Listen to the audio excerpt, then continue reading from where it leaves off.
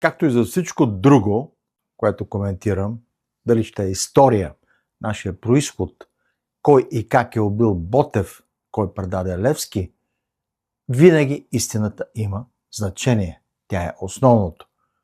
Ако не наречеш нещата с техните имена, ти влизаш в блатото на измамата. Същото е с бюджета, дефицита и тези теми, с които ви занимават сега от сутрин до вечер. Но ви занимават поръчкови хора.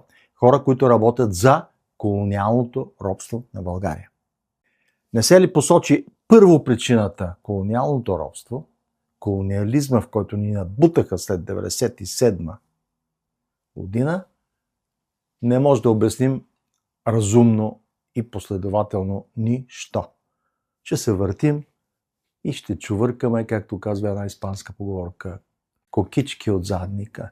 Но няма да стигнем до корена и до обяснението на нещата, съответно до решение на въпросите. Сега виждаме, че новото правителство започва мерки, които веднага стават мишена, веднага сядат представители на Института за пазарна икономика. Това са поръчкови соросоиди.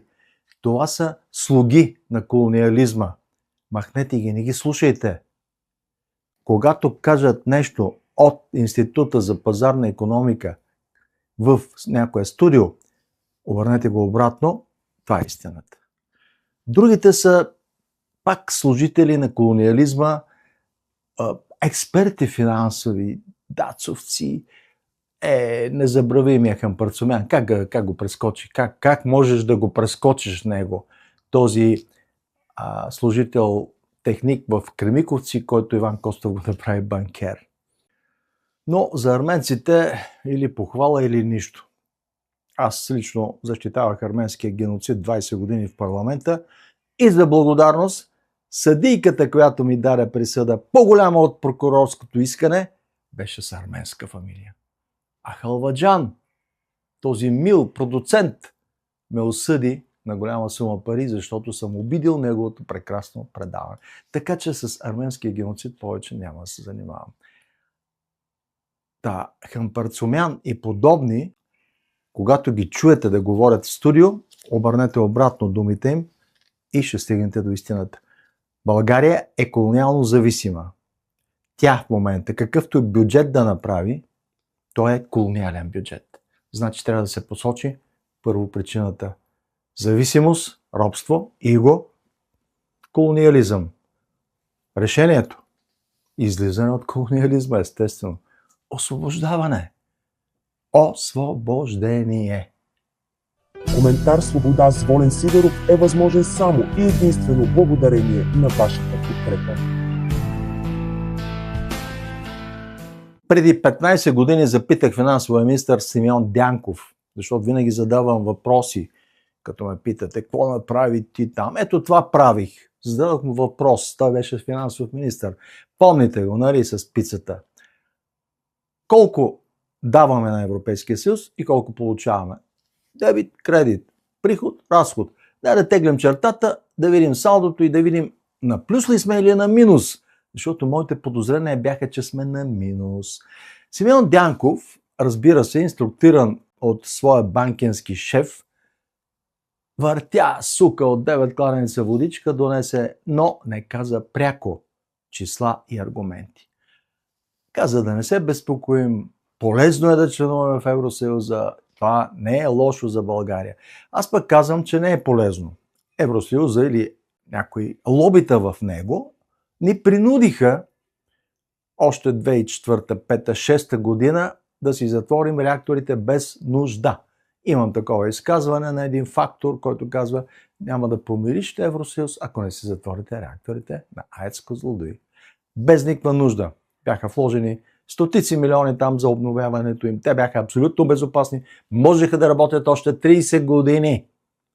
Не, ще ги затворите, каза еврокомисара Ферхойген. И тук нашите предатели Паси, Кунева и други подобни козируваха, съгласиха се и си получиха своите 30 сребърника. Ето това е схемата на колониалното поробване. Трябва да имаш предателство отвътре. Винаги. Крепостта винаги пада с предателство отвътре. Колкото е да е силен, противника, колкото и силна войска да обсажда Търново, ако накрая един жид не отиде да отвори вратичката и да пусне врага, и след това Вазов да напише Жидов гроб, няма да стане падането под робство. Та и с колониализма е така. Бюджет, дефицит, Маастрихтски критерии. Ма за кого са валидни тези критерии? Задавате ли си въпроса? За България. О, да, трябва да бъдем под 3%. Колко е дефицита на Франция? 6,5%. На Англия, докато беше в Евросъюза, беше 11%. Да не говорим за Испания, Гърция, Италия и прочие такива държави, които имат дефицит над 6%, над 7-8%. България обаче трепери. Ние се самобичуваме, ние сме мазохисти. Трябва да се бием като ония, дето се пердашат по гърба, самобичуват се публично, защото така трябвало да се наказваме. Защо се наказваме? Защо непрекъснато се говори как ние надхвърлихме дефицита?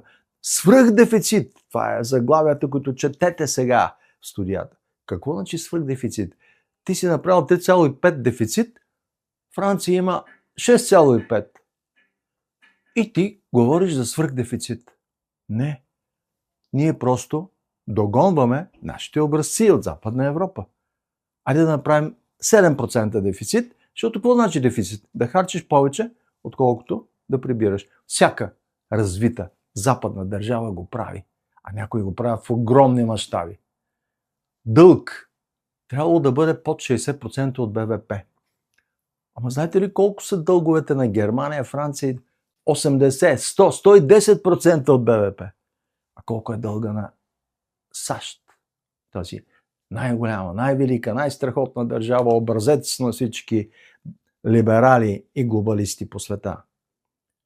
40 трилиона долара. Даже не може да си представите това число.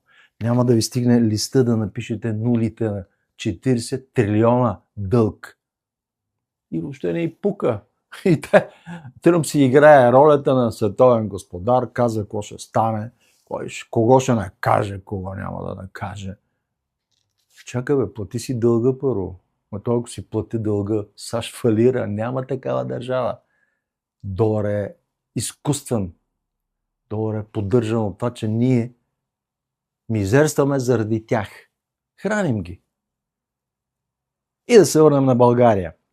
Дефицитът трябвало да бъде под 3%. Защо? Така казали в Маастрихт.